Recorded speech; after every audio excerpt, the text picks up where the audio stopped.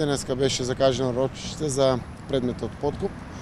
Се јавивме заедно со адвокатите, бевме информирани дека судиката од вчера па наваму е на боледување, но ни беше од заменик судијата или не знам од втората судика ни беше врачено решение со кое што се одбива предлогот на моите адвокати за изземање на мерките кои што се јавно објавени. Ние баравме да не се користат како докази мерки кои што се јавно објавени на YouTube мрежата, а тоа се мерки од секако незаконско следење.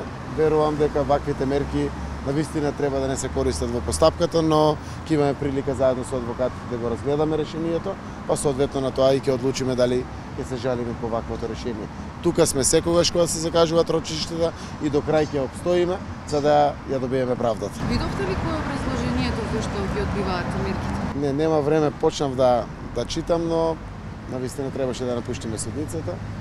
Јавниот обвинител Марко Зврглевски пред неговото разрешување изјави дека мерките не произлегле од обвинителството, туку произлегле од МВР. Очекувате ли внатрешна истрага можеби во МВР?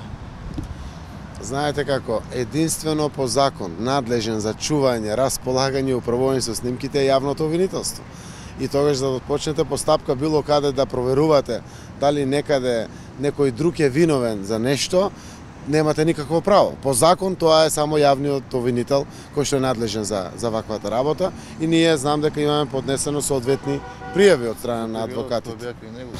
Во една прилика напоменавте дека го имате CD-то со таквите со целиот разговор, мислеч. Не, јас ако го имам ќе го објавам за да вистината за мене се дознае, ако не за друго.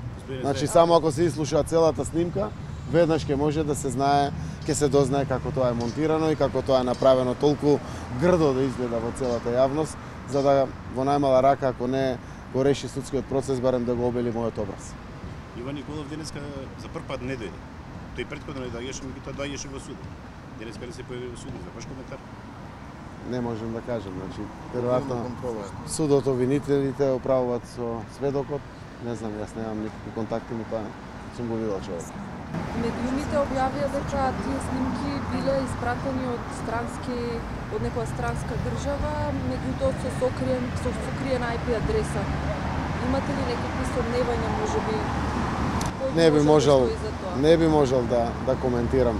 Јас како што реков, согласно законот, е единствен надлежен да управува, да ги чува и со нив да ги користи буквално е јавниот обвинител, така е по закон.